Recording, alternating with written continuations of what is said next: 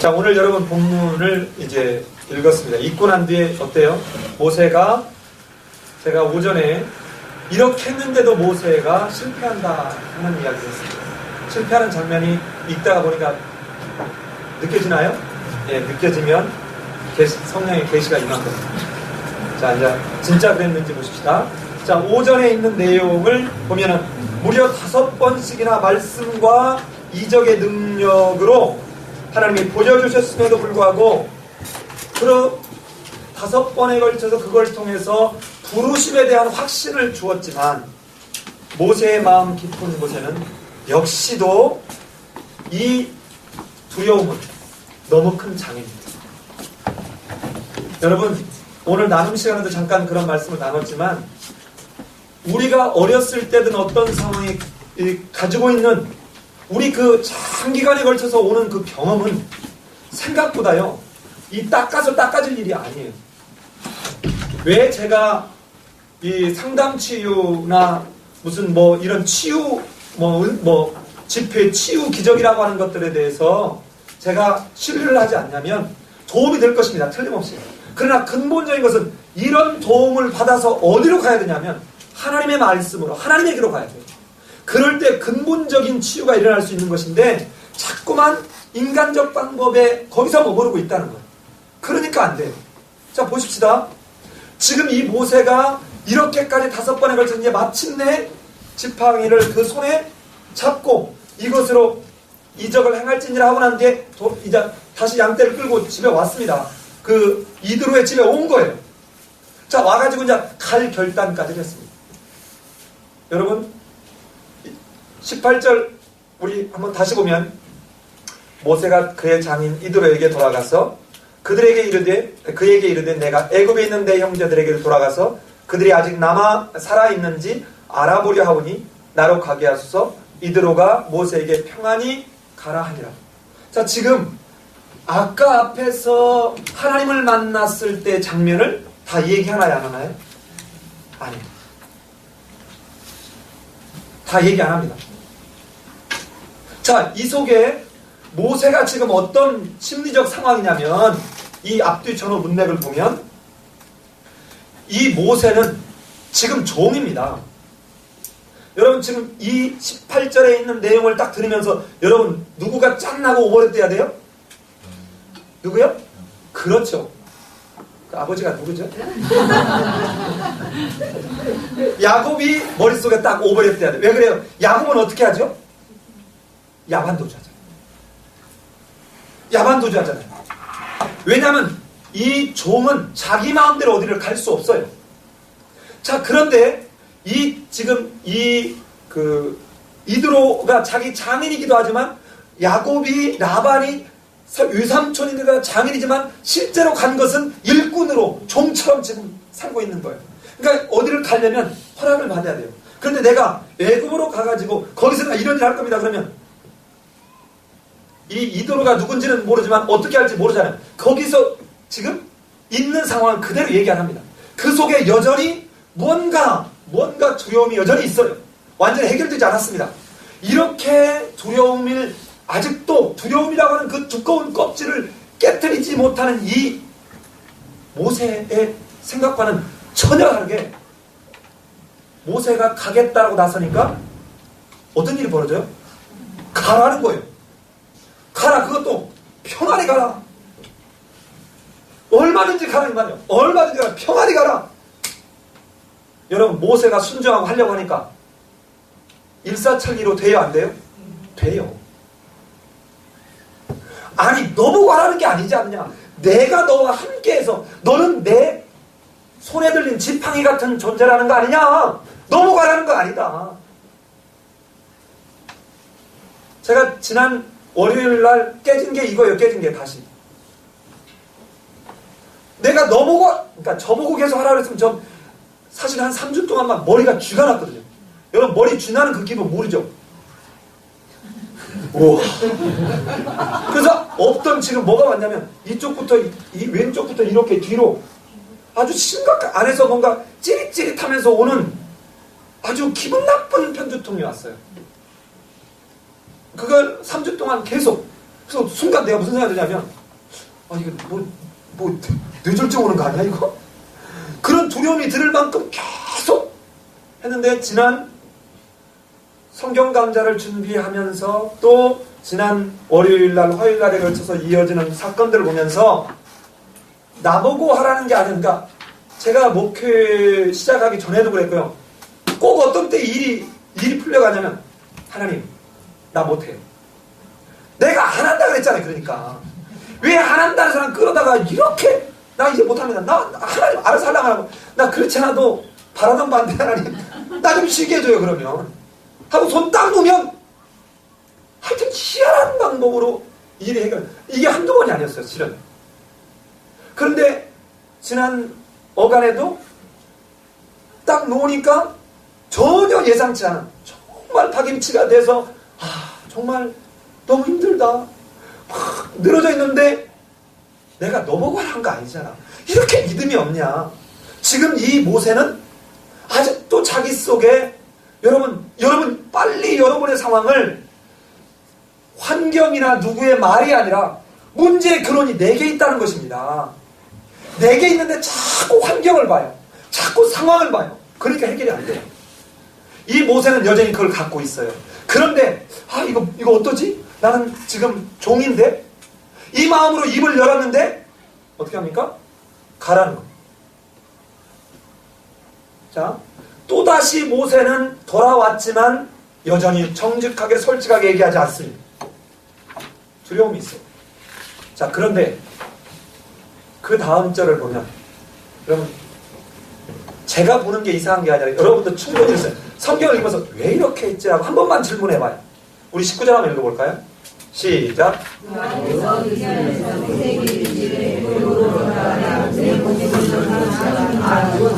자, 봐요. 미디안의 이드로 장인이 제사장이 가라고 했는데도 아마 미기적거렸던 것 같아요. 그러니까 하나님이 또 나타나서 잘 보세요. 앞에 3장 10절부터 4장 17절까지 해서 가라는 명령이 3번 나왔죠. 여기서 다시 하나님이 한 번 등장하는데 그 명령이 바로 첫 번째가 가라예요. 우리는 돌아가라고 번역해놨는데 직역을 하면 가라 이 말이에요. 가라. 왜 가라고 했을까요? 그렇죠. 정례 집사님 같은 분이 있어야지 이 설교를 맛이 난다니까. 이 반응이 와야지 반응이. 예? 이 리액션이 없으면 설교 진짜 힘들어요. 빡빡해요. 그래서 어디 가서 강의를 해도 그렇고 설교도 그렇고요. 누구 몇 사람이 이렇게 반응을 해주면 힘이 안 드는데 안 하면 이 사람들이 오늘 짜증났나? 특히 아침에 9시부터 강의하러 갈 때 보면 이 사람들이 아침에 와이프들하고 싸우고 왔나? 뭔가 호응을 해줘야 되는, 이 반응을 해줘야 되는데 안 가니까 하나님이 다시 나타나서 뭐예요?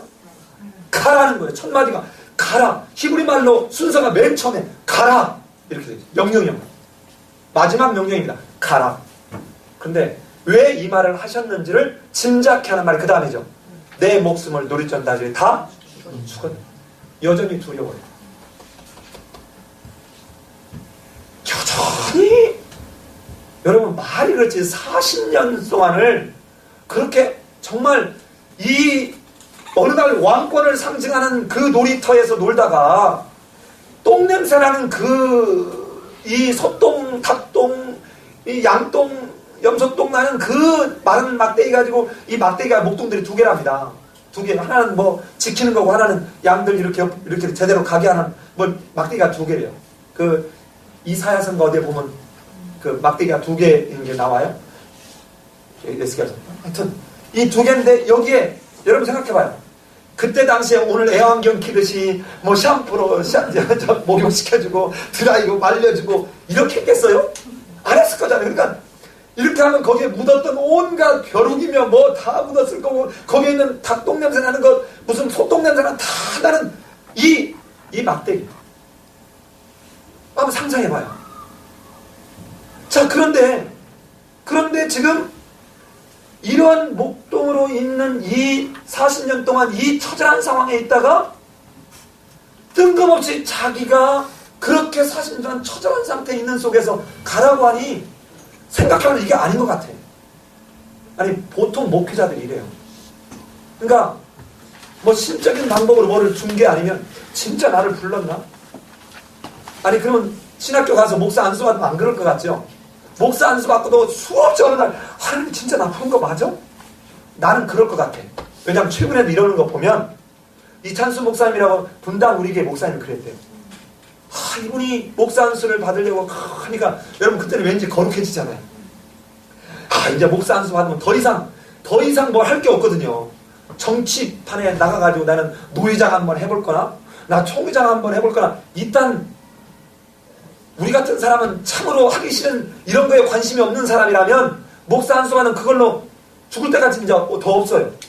그러니까 어떻게 했어요? 야, 이제 내가 목사 안수 받는 뭔가 설교를 해도 막 영적으로 능력을 쫙 받아 막 한마디에 막 수천 명이 막 어쩔 줄 몰라 하고 뭐 이런 능력이 좀 나타나지 않겠나? 이러면서 하나님 내가 이번 목사 안수를 받는데 뭔가 좀 내게 뭔가를 경험하게 해주지 않겠습니까? 하고는 금식 기도를 들어갔다는 거예요. 사실.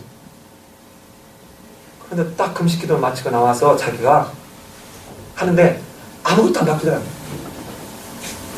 그거를 신학대학원생 1800명을 모아놓고 고백하는 거예요.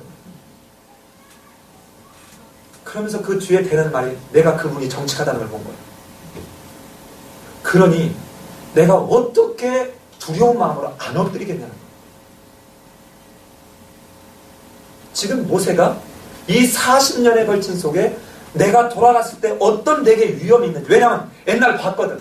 하나 때려 죽이는 것, 바로의 힘은 신적인 힘인 것, 무소불위의 힘인 것, 생사여탈권을 쥐고 있는 것을 그는 40년 동안 본 경험이 있거든.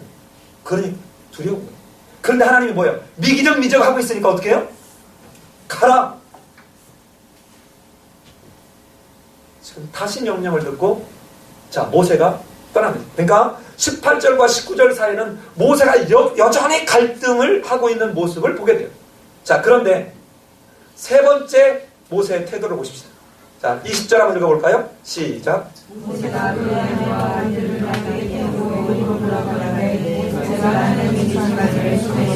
자, 이 모세의 모습을 여러분 잘 한번 그려봐요. 모세가 아내와 아들들을 어디에 태웠어요? 나귀에 태웠어요. 여러분 이 모습은 지금 모세가 어디 가지요? 애굽은 지금 소풍가요? 아니면 가면 내가 죽일 수도 있는 지금 전쟁터로 가요? 그럼 지금 이 모세가 가는 모습은 소풍 가는 모습 같아요? 전쟁터에 진짜 가는 모습 같아요? 예, 소풍 가는 모습 같아요. 소풍 가는 모습 같아요. 지금 이 모세가 두려움을 가지고 하나님이 가라는 그 말 속에 가기는 가는데 나귀에다가 자녀들을 태우고 그리고는 역시 두려우니까 뭐합니까? 거기서 묘한 표현을 했죠. 누구의 지팡이를 잡았다? 하나님의 지팡이를 잡았다. 실은 누구 지팡이에요? 모세의 지팡이. 그런데 하나님의 지팡이를 그 손에 잡았더라. 이 말은 이제 하나님이 나 지켜주겠지 하는 그 여전히 내 속에 있는 그 두려움에 대해서 하나님이 함께 하시겠다라고 하는 것에 대한 그거를 지키고 가는데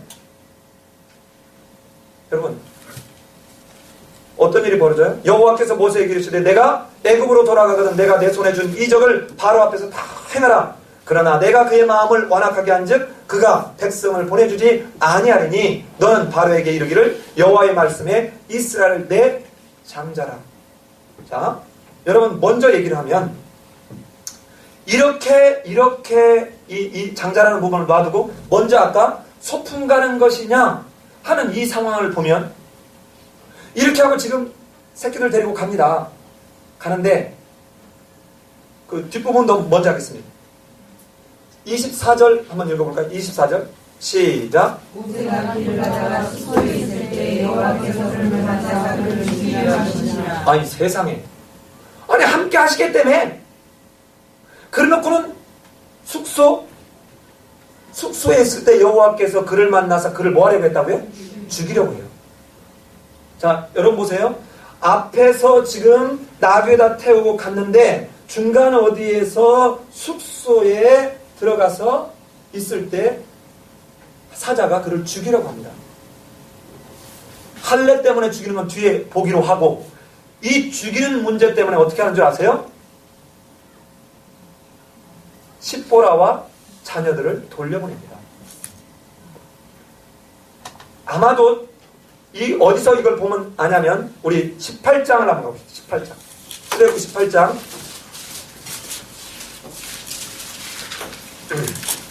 18장 2절을 한번 보겠습니다. 18장 2절을 같이 한번 읽어볼까요? 시작.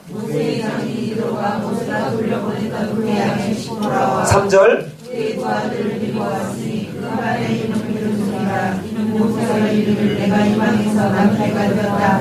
예, 4절.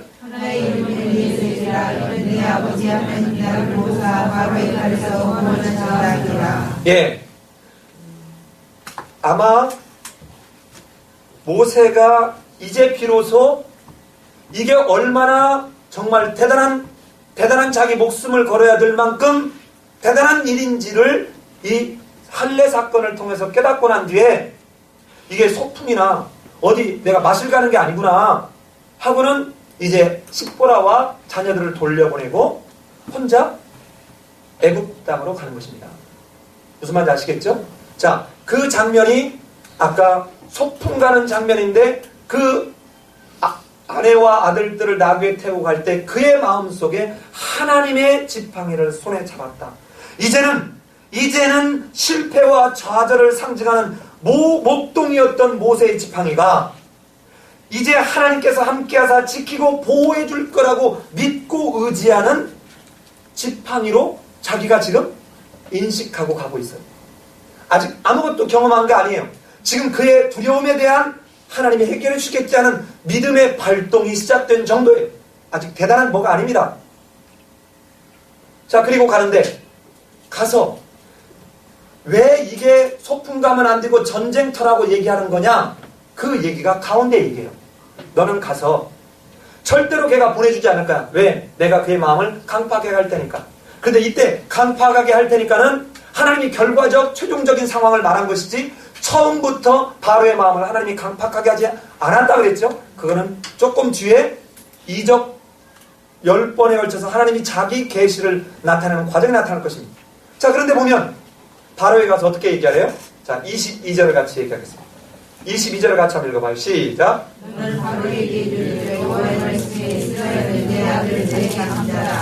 여러분, 이거는 저를 보세요. 이거는 작은 이야기가 아닙니다. 이거는 곧 죽으러 가는 이야기예요.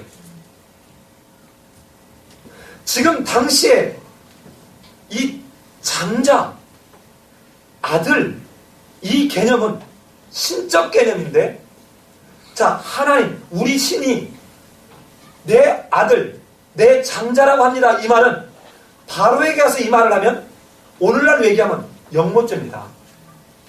뭐냐면 당시의 신의 아들은 누구예요? 바로예요.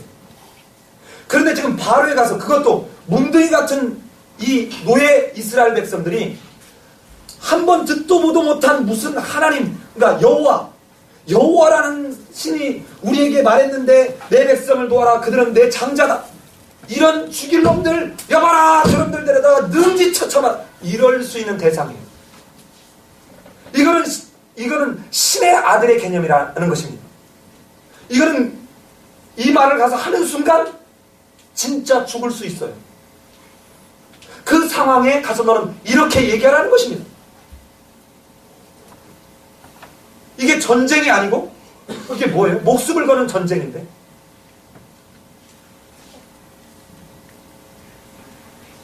그리고 난 뒤에 숙소에 가서 죽이려고 하는 사건이 발생해요. 자, 이 죽이려고 하는 사건은 무엇을 말하려고 할까요? 지금 목숨을 걸고 가는 이 사건에 여기는 뭐하고 있어요? 하나님이 왜 보냈는지 이것도 알지 못한 채 지금 소풍 가듯 가고 있는 모습이에요. 그러니까 전쟁터에 가는 모습이 아니에요. 그런데 이 두려움 속에 또 이것이 무언가 일말의 뭔가 기대 속에 그는 진짜 하나님의 백성으로 하나님의 일꾼으로 해야 될 정말 중요한 걸 하지 않은 거예요. 그게 뭡니까? 할례를 행하지 않은 것입니다. 아마도 이 앞뒤 제가 문헌들을 살펴보니까 이 앞뒤 상황을 봤을 때 첫째 아들 게르솜은 이미 나서 컸고 이 지금 막 떠나려고 할 즈음에 엘리에셀이 난 지 얼마 안 됐을 거라고 본다는 거예요. 그럼 8일 만에 할례를 하는데 이 8일이 됐는데도 이제 떠나는 것 때문에 할례를 안 하고 떠나고 있는 장면이에요. 그러다 보니까 아무리 모세라 할지라도 하나님의 계명을 지키지 않는 선에서는 모세도 절대로 예외가 아니라는 거죠. 자, 여러분, 이쯤에서 한번 여러분에게 질문을 던지죠. 오늘 설교 제목이 뭡니까? 소명을 받으면 되는가? 자, 이제 내가 소명 받았으니까 이제는 까짓거 탄탄대로가 열려가지고 뭐 들어가도 복을 받고 나가도 복을 받고 나가라 굴려도 정답이 되고 내가 그냥 투자하면 그곳은 반드시 대박이 터지고 내가 사는 아파트는 따블이요 내가 사는 주식은 1000%씩 오르고 여러분 뭐 이런 게 아니야.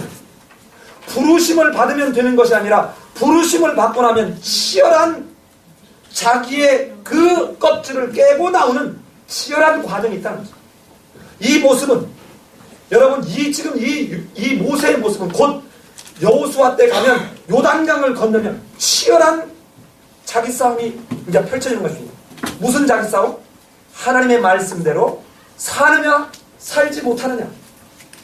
하나님의 말씀대로 사는 자는 그 땅을 누리지만 살지 못하는 자는 그 땅을 잃을 것이라는 거예요. 그럼 뭐예요? 이 여호수아 1장에는 너는 마음을 강하게 하고 담대하게 하라. 그래서 가서 저 가나안 족속과 힘써 싸우라고 마음을 강하게 하고 담대하라는 게 아니라 너는 그 율법을 규례와 계명을 지키기 위해서 너는 마음을 강하게 하고 담대히 하라는 거예요. 그럼 그 땅을 지나가면 그 요단강을 건너가면 너는 그곳에서 하나님의 백성으로서의 그의 계명에 걸맞는 삶을 사는 치열한 과정이 존재한다는 거예요.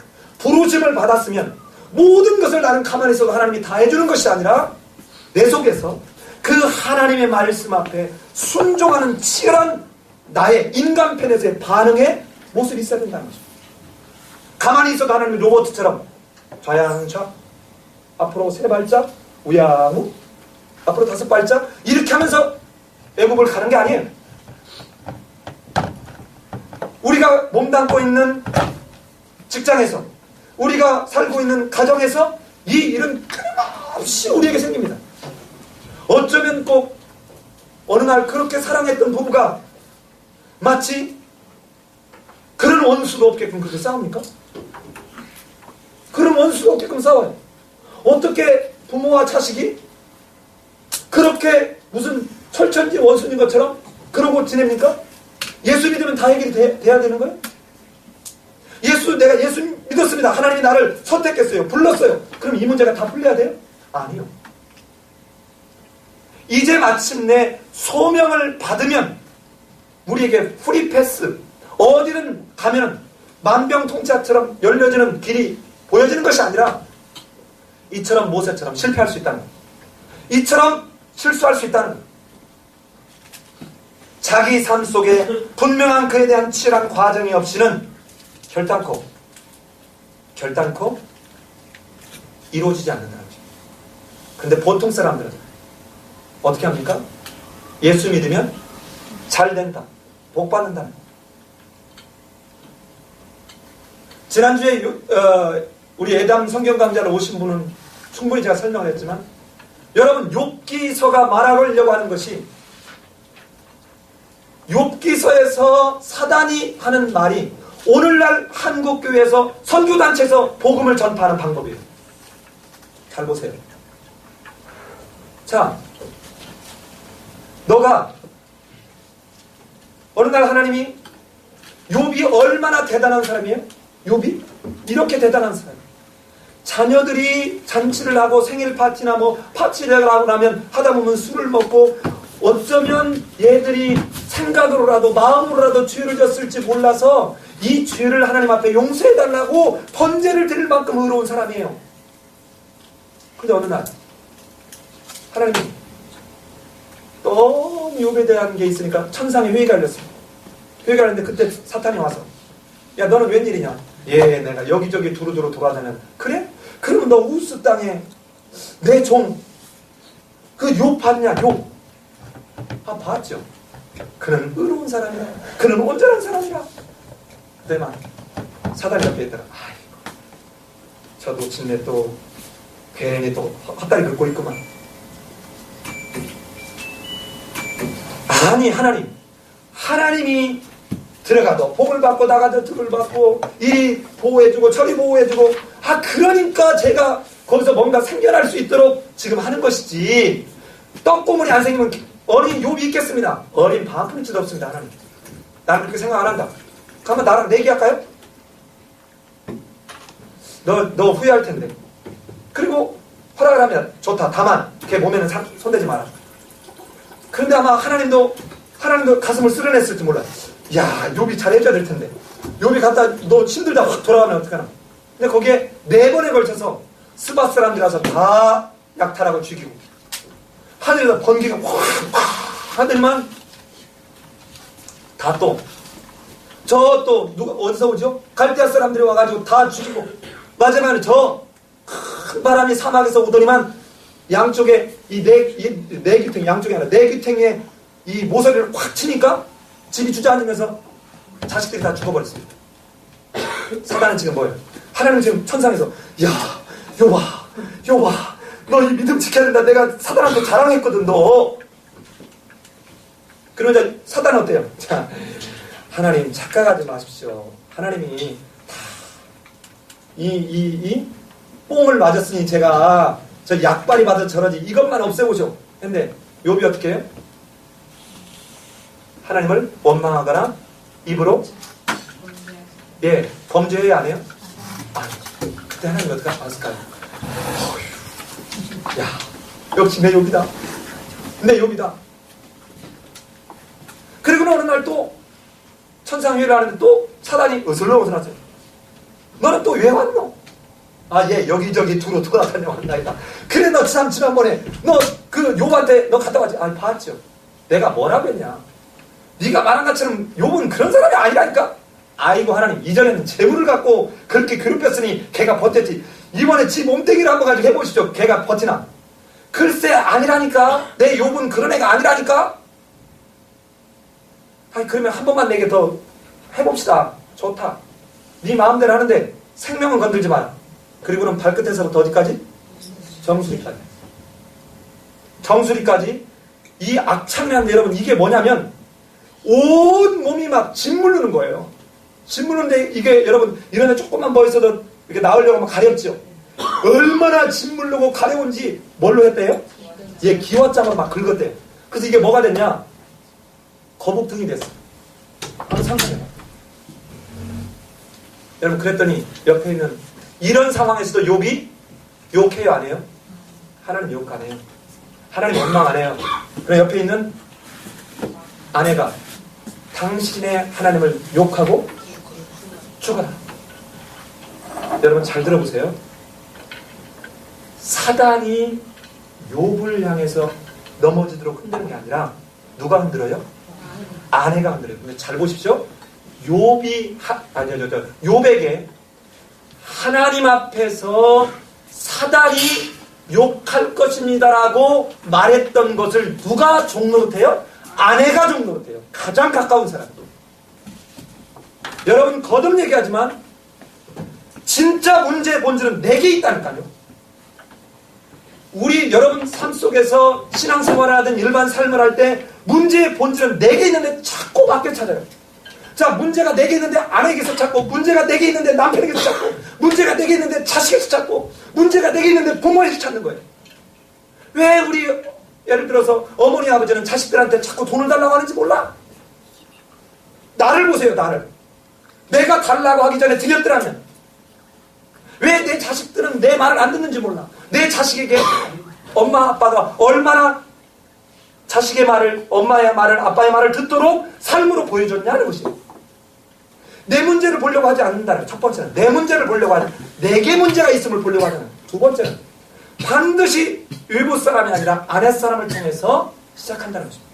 여러분 교회사적으로 보면 아까 우리 잠깐 나왔지만요, 중세 1000년 동안에 왜 아까 여러분 이성주의와 합리주의가 들어온 줄 압니까? 기독교를 믿으면 뭔가 이 하나님에 대한 신앙이 그들의 문제를 해결해 줄 거라고 기대했는데 무슨 짓을 하느냐? 수많은 전쟁이 벌어지잖아요. 엄청난 전쟁이, 30년 전쟁, 무수한 전쟁이 벌어지면서 유럽 사회의 3분의 1의 인구가 죽어나가요. 그러면서 사람들이 어떠냐? 기독교를 가지고 더 이상 희망이 없다 라고 하면서 찾아가는 게 뭐냐면, 그게 바로 인간의 힘으로, 인간의 노력으로 뭔가를 할 수 있다는 이성주의, 합리주의가 나온 게, 그게 소위 말하는 계몽주의요, 합리주의입니다. 여러분 보십시오.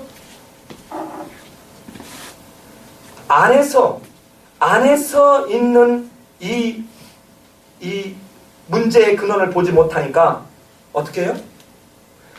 밖에서 공격을 해서 기독교가 무너지는 것이 아니라 안에서 무너져 왔어요. 여러분 교회사적으로 보면 핍박이 있을 때는 도리어 기독교는 아주 정결해졌고 더 목숨을 걸고 신앙들을 지켰습니다.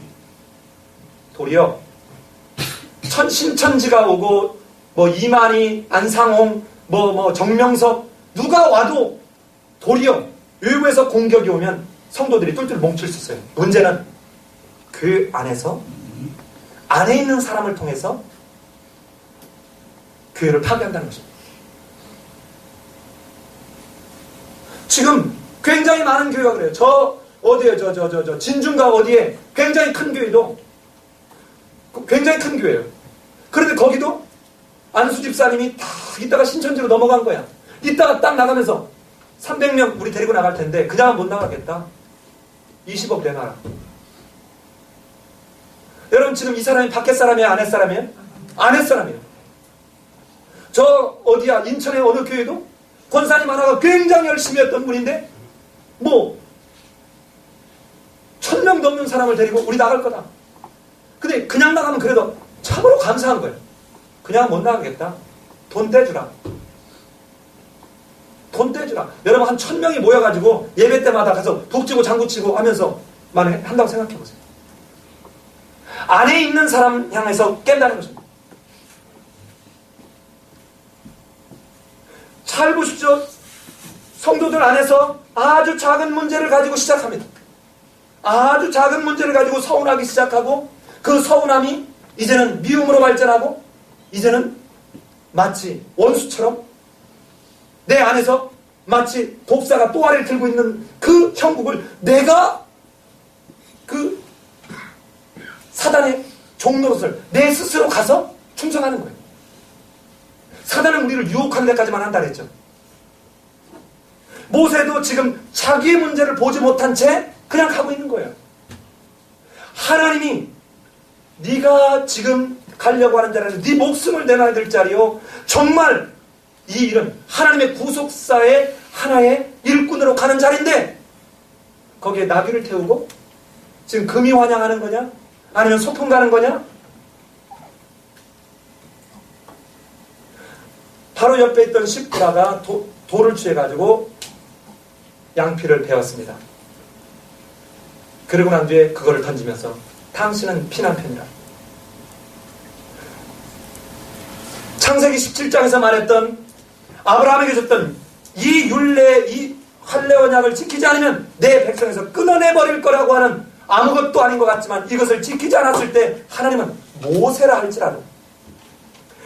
할지라도 결단코 하나님은 그냥 넘어가지 않는다는 것입니다. 근데 봐요. 결혼하면 다 되는 것이 아니에요.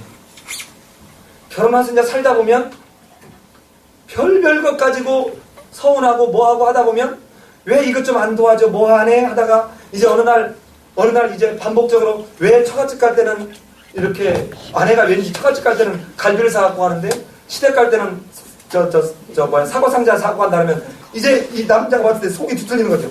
아니 왜 친정 갈 때는 갈비 사갖고 가고 왜 시댁 갈 때는 더 싼 거 사갖고 가? 이러다가 이제 자극 가지고 이제 서로 티격태격 하는 것이죠. 절대로 결혼하면 되는 것이 아니에요. 아이를 낳으면 됩니까? 은경자매님. 애기 낳으니까 너무 예쁘죠? 근데 잠 못 잘 때 많죠? 막 애기가 아프면 어떻게 해야 될지도 모를 때도 많잖아요? 애기를 낳으면 되는 게 아니에요. 이제 인정하자. 우리 엄마 고생한다. 자, 우리 동수하고 주영이 대학 들어갔는데 대학 들어가면 됩니까? 서울대학교하고 연세대 고려대학교에서 경영학과에서 1년에 졸업생이 몇 명이 배출되느냐? 약 500명이 배출됩니다. 몇 명이요? 500명이 배출이 되는데 서울대학교의 경영학과 4.0이 현대자동차에 원서를 넣는데 떨어졌어요. 그럼 대학을 들어가면 됩니까? 아니라니까요. 대학을 들어가면 되는 게 아니에요. 그런데 우리는 너무 많은 경우에 나는 하나님의 부르심을 받아서 나는 신앙 고백했으니까 됐다고 생각하는 거예요. 이게 뭡니까? 소위 말한 이신칭이라는 것입니다. 한국에서 잘못 적용하면 이신칭. 그냥 나는 아멘, 나 예수 믿습니다 하니까 그 다음부터는 내 마음대로 내 편할 대로 하면 된다는 생각을 하는 거예요. 그런데 오늘 모세 보십시오. 끊임없이 자기 안에서의 싸워내야 될 그 어려운 과정, 또 돌아오는 내게 오는 위협한 상황들, 심지어는 하나님조차도 가라고 했던 하나님조차도 내게 결코 호의적이지 않아. 어느 때? 하나님의 말씀에 순종하지 않을 때. 비로소 이 25절 이 어간에 마침내 모세가 자기가 해야 될, 자기가 어떤 일을 위해서 부르심을 받았는지, 내가 지금 가서 해야 될 일이 뭔지에 대한 인식을 세워가기 시작합니다. 그래서 26절 우리 같이 한번 읽어볼까요? 26절 시작.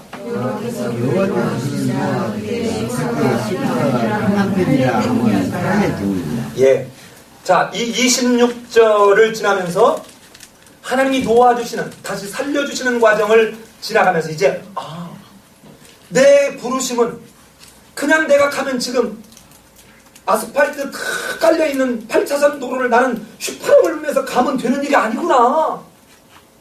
그리고는 그 다음에 가는 긴 여정이 싹둑 생략된 채 바로 누구를 만나요? 자, 가는 사이에 여호와께서 누구에게? 아론에게 이르시되 어떻다는 것입니까? 예.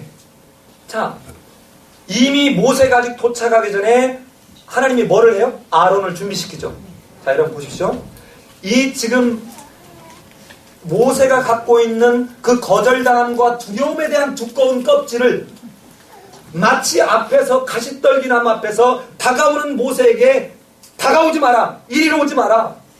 네 발에서 신을 벗어라. 마지막 남은 그 너의 그 두려움을 철저하게 깨라. 철저하게 내려놔라. 그리고는 가족을 돌려보내고 마침내 가니까 봐요. 하나님이 준비시켜놨어요? 안 시켜놨어요? 이미 아론 준비시켜놨어요. 그리고 아론이 산에서 맞으러 나와가지고 입을 맞췄습니다. 보십시오. 우리는 그냥 내가 예수를 믿었으니까 이제는 내가 편한 대로 진리를 알지니 진리가 너희를 자유케 한다. 나는 예수 믿었다고 고백했다. 그럼 이제부터는 내가 내 마음대로 된다. 이게 자유의지다. 세상에 이런 말도 안 되는 일이 오늘 내 속에서 벌어지고 있다는 거예요. 그러니까 어떻게 해요? 내가 실존적 상황 속에 내가 이해하고 내가 받아들일 만한 것이 놓여있을 때는 하나님 감사합니다. 하나님의 은혜입니다. 라고 말하지만 내 실존적 상황이 내가 이해할 수 없는 내게 좋은 것이 아닐 때는 하나님 어디 있습니까? 이게 욥기서에서 그 친구들이 착각하고 있는 것입니다. 여러분, 욥기서는 인과 응보가 틀렸다는 말을 말하려고 하는 것이 아닙니다. 여러분, 신명기에서 끊임없이 말하는 게 뭡니까? 레위기에서 끊임없이 말하는 게 뭐예요? 너희가 내 율례와 규례와 법도를 지키면 너희가 이렇게 내가 너희에게 복을 내리고 너희가 내 율례와 규례와 법도를 지키지 않으면 내가 너희에게 이렇게 징벌하겠다. 이거 아닙니까? 그러면 이렇게 하면 내가 이렇게 복을 주고 이렇게 안 하면 내가 너희들에게 징벌을 내리겠다. 이게 인과응보 아니에요? 아닙니까? 그런데 이 친구들은 이것을 뒤로 싹 바꿨어. 어떻게? 네가 고난을 당하는 걸 보니까 네가 죄가 있구나. 하나님의 진리를 싹 바꿨습니다. 어떻게? 결과를 가지고 자기가 하나님이 돼서 너는 죄가 있구나 이렇게.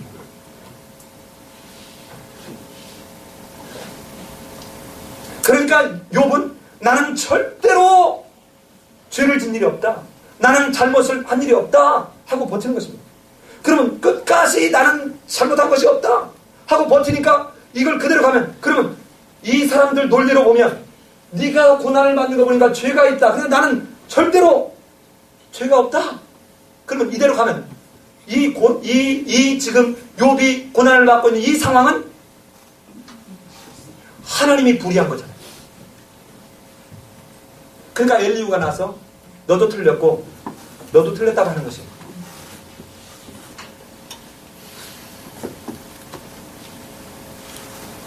자, 보십시오. 이때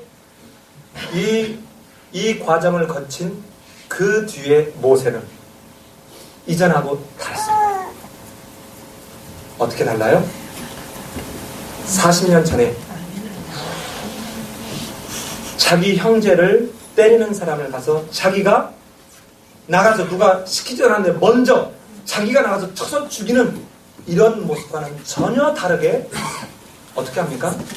지금 자기가 하나님의 이적을 행할 수 있는 지팡이를 들고 가는 그가 만약에 그런 상황이었으면 가서, 야 너희들 다 모여봐, 내가 누군 줄 아니? 야 이 다 모여봐 한번, 너희들 막 한번 부르면 얘들 막 요즘 하듯이 금리빨로 담배하고 확 다 넘어가. 이런 거를 보여주면서 모세 앞에 역시 모세는 대단하다 이렇게 하지 않았겠어요? 그런데 그렇게 하지 않습니다. 어떻게 합니까?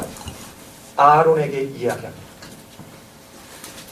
자기 형 아론에게 하나하나 이야기를 다 합니다. 그러니까 그 아론이 어떻게 해요? 또 장로들을 다 모았습니다. 그리고는 이 장로들과 함께 백성에게 가서 말했습니다. 자, 그랬더니 여러분 어떤 일이 벌어져요? 기가 막힌 일이 벌어졌습니다. 어디를 가서 읽어보냐면, 자 30절을 제가 읽을 테니까 여러분들이 31절을 읽어보십시오.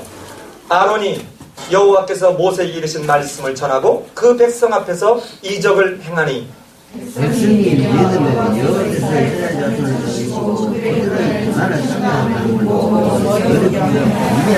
자, 누가 이적을 행했습니까? 말씀을 전하고 누가 이적을 행했습니까? 모세입니까? 아론입니다. 자, 우선 이 왜 마지막이 이렇게 중요하냐면, 아까 하나님이 오전 예배 때 뭐라고 그랬습니까? 이렇게 했죠. 나는 내가 누굽니까? 나는 이렇게 거절당한 사람이고 나는 도망자입니다. 나는 살인한 사람입니다. 나는 가면 죽을 수도 있습니다. 그래서 나는 갈 수 없습니다. 근데 하나님 당신은 40년 동안 나를 모른 척하다가 이제 나보고 가라고요? 이 두 가지를 했을 때 세 번째 모세가 덤벼들었던 말을 다시 한번 가볼까요? 4장 1절을 가봅시다. 자, 잘 31절 읽었던 거하고 한번 비교해 보십시오. 같이 한번 읽어요. 4장 1절 시작.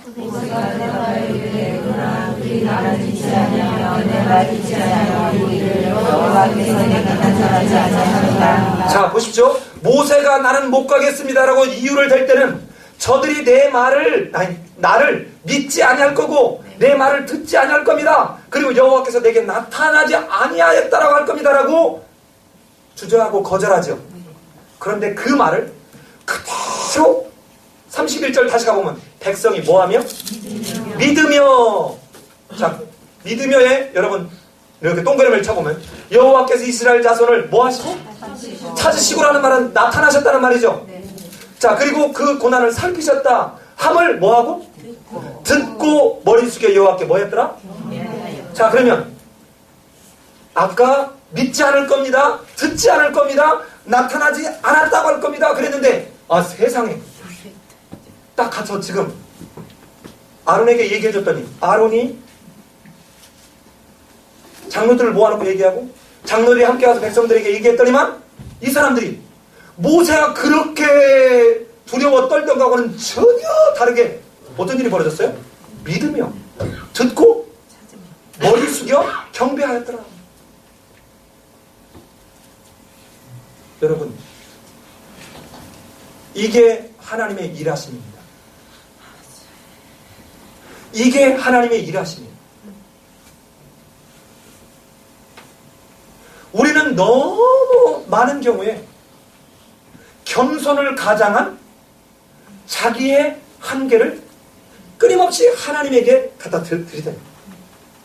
여러분 만약에 능력으로 하면 저는 교수를 할 능력도 안 되고 저는 목회자로서 아까 우리 전사님 그랬잖아요. 여기 할 때 언제 보면 그 사람의 믿음을 알 수 있다고요? 언제? 혼자 있을 때. 아, 그 말 하는데 왜 나는 그렇게 찔리는지.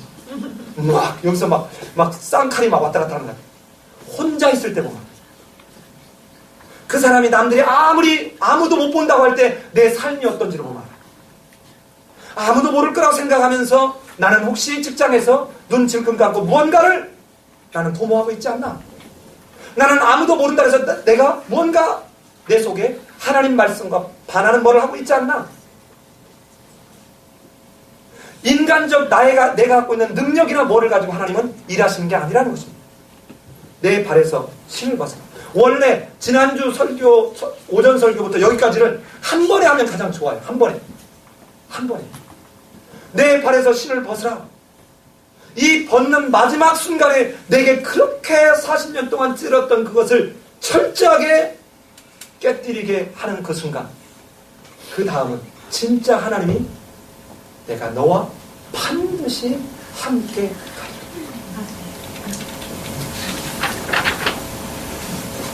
모세도 여러 번씩 부름을 받고 출발하지만 여전히 해결되지 않은 자기의 이 쓴뿌리가 있습니다. 쓴뿌리. 이 쓴뿌리는 돌을 닦아서 되는 것이 아니고 어디 가서 누가 붙들고 기도해 줘서 되는 것이 아니고 내 삶 속에서 하나님 앞에 말씀이신 하나님 앞에 내 자신이 정말 묵묵히 말씀의 광야에 서가는 그 과정을 통해서 하나님이 우리로 하나님의 사람으로 일하도록 만들어 가신다는 거죠. 그런데 여기서 진짜 중요한 것, 놓칠 만한 것 하나를 봐야 합니다. 그게 누구냐? 아론. 왜 그렇습니까? 나는 여기서 하나님이 그 섭리가 얼마나 오묘한지를 발견합니다. 여러분, 모세가 40년 만에 돌아오는 거잖아요. 그런데 아론이 장로님들 다 모이십시오. 이 말은요, 지금으로 보면 이런 겁니다. 자, 대한민국 장관들 다 오십시오. 다 모이십시오. 며칠 날 롯데호텔 어디로? 식당으로 모이십시오. 여러분, 제가 지금 장관들 다 모이십시오. 모였을까요? 안 모였을까요? 안 모였을 것입니다. 하나님이 40년 동안 모세에게 나타나지 않았지만 이 모세를 통해서 일을 시작하실 때 그 모세에게 협력할 수 있는 아론의 삶을 하나님은 준비하고 계셨다는 것입니다. 아론이 평상시 그의 삶이 어땠는가를 볼 수 있죠. 그 장로들이 아론의 말을 믿고 순종하고 따라 나올 수 있는 그 아론의 삶을 준비하신 하나님. 여러분, 우리가 어떻게 세상 속에서 살아야 되겠습니까? 너희도 이같이 너희 빛을 비춰서 너희 착한 행실을 보고 너희 하나님께 영광을 돌리게 하라. 여러분, 이게 마태복음 5장 16절에 하나님 우리에게 지금 말하는 거 아닙니까? 그런데 아론은 그 40년 동안 자기 동생이 어디로 살인자가 돼가지고 도망쳐간 그 상황에서도 그는 많은 사람들에게 모욕과 모멸을 당했을지도 몰라요. 그런데 어떻게 아론이 살았는지 성경 기자는 기록하고 있지 않지만 여기 내용에서 보면 그 장로들에게 뭐를 모았더니 장로들이 왔습니다. 여러분, 교회든 어디든 이런 동역자가 있을 때 됩니다. 모세만이 아니에요. 종교개혁을 칼빈이 했다, 종교개혁을 루터가 했다 그러지만 그렇지 않습니다. 그 종교개혁을 할 수 있도록 루터를 지지하고 칼빈을 지지했던 그 수많은 기독교인들이 있었습니다. 목숨을 거는 기독교인들이 있었습니다. 얼마나 많이 죽어갔는지 몰라요. 그들은 하나님이 칼빈을 사용하기 위해서 준비한 동역자입니다. 삶의 배교회는 어떤 이유로든 목회자 혼자 깃발 들고 목회자의 말이 곧 마치 법인양 하는 그런 교회가 아니라, 목회자들이 모든 것을 다 하는 그런 교회가 아니라, 정말 성도들 때문에 그 목회자가 사역하는 데서 마치 에너지를 얻고 하나님이 준비하신 그 평신도 사역자들을 통해서 목회자가 목회의 길을 바르게 갈 수 있는 그런 교회. 여러분, 그런 교회가 되어야 돼요. 결단코 목회자는 여러분과 다른 사람이 아니고 똑같이 허물이 있고 똑같이 연약함이 있고 똑같이 힘듦이 있습니다. 그런데 하나님이 이 사람들을, 이 아론을 40년 동안이나 준비시켜줬다는 것입니다. 앞에서 실패하는 이 모세의 그 과정과 상관없이 이 아론입니다. 사랑하는 삶의 예배교회 성도들은 비록 목회자인 저나 김병수 원사님이나 방김 전사님은 때로는 어떤 때는 목회자라는 의욕이 앞서서 때로는 과거의 그런 쓴 경험들 때문에 역시 모세처럼 실수하고 또 좌절하고 또 여러분에게 안 좋은 모습을 보일 수도 있지만 저는 우리 교회의 성도님들이 아론처럼 하나님이 준비시켜놓은 이 시대를 위해서 준비시켜놓은 오늘날의 아론처럼 여러분 때문에 모세가 하나님의 일하는 질서가 잡아집니다.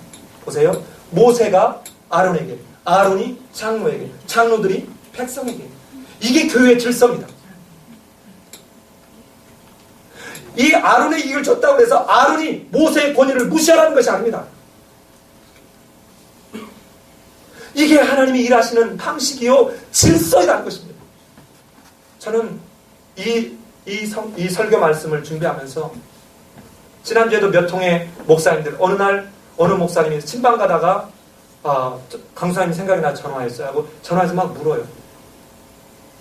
제가 우리 성도님들 들을 때는 절대로 이런 말을 안 하죠. 제가 아마 처음 얘기한 것 같은데 강사님 어떠세요? 예, 우리 교회는요 목회자보다 성도가 훨씬 훌륭해요. 왜요? 저는 신방 안 가는데 성도님들이 신방 다 해요. 아침에 누가 시키지 않아도 지난번에도 갑자기 저는 모르고 딱 왔는데 정수기가 없어진 거예요. 저도 늦게 왔는데 누가 시키지 않아도 어느 분 나가서 그 추운 데 가서 물을 가서 사오는 거예요. 아무리 봐도 어느 목사님 또 전화해가지고 강사님 어때요? 예, 저는 설교만 해요. 다른 거 저는 설교 목사라고 보시면 됩니다. 저는 하는 거 없습니다. 이 다음에 어떤 목회자가 제 뒤에 다시 와서 이어서 목회를 하더라도 정말 그는 부족하고 연약함이 있을지라도 아론과 같은 성도들이 있어서 하나님이 준비시켜주고 하나님이 동역케 하는 그 성도들이 있어서 그 목회자가 때에 따라서는 이렇게 가기도 하고 때에 따라서는 이렇게 가다가 결국은 모세처럼 하나님 앞에 바르게 갈 수 있는 그런 믿음의 공동체요 하나님의 일꾼으로 가는 그런 교회 하나님이 찾으시는 그 교회 그게 삶예배인 교회요 삶예배인 교회의 성도들이 되기를 예수님의 이름으로 기도합니다. 아멘. 같이 한번 기도하겠습니다. 여러분 한번 2주에 걸쳐서 3번의 설교를 하기는 했습니다만 이제 지난주 설교까지는 이번 주에 이렇게 다시 한번 리뷰하면서 말씀을 드리긴 했는데 여러분 정말 저는 여러분 우리 삶의 예배교회 성도님들은 어느 때 이렇게 혼자 집에 설교를 준비하거나 뭐 할 때 생각해보면 참으로 소중한 분들 참으로 고생하는 분들이다. 설교가 짧기를 하나 뭐 하나 대충 어떻게 하기를 하나 그러는 속에서도 어찌 보면 여러분들이 계셔서 저도 힘을 낼 수 있고 또 그 힘들고 어려운 그 상황에서 직장일이 보통 힘든 게 아니잖아요. 직장 하나만 해도 힘든데 그 속에서도 뭐 대가 없이 와서 교회를 섬기고 여러분과 함께 정말 이 마지막 때에 믿음을 세워갈 수 있는 것은 여러분이 계시기 때문이라는 것.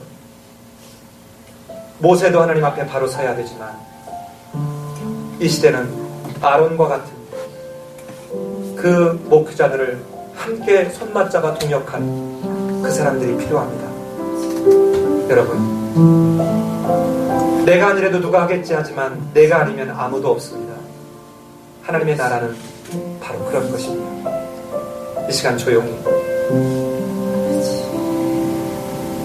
목회자는 목회자대로 하나님, 내가 연약해서 넘어질지라도 언젠가는 모세처럼 바르게 철저하게 나를 비우고 마지막 내 발에 신을 벗는 그 과정을 피하지 않게 해주옵소서.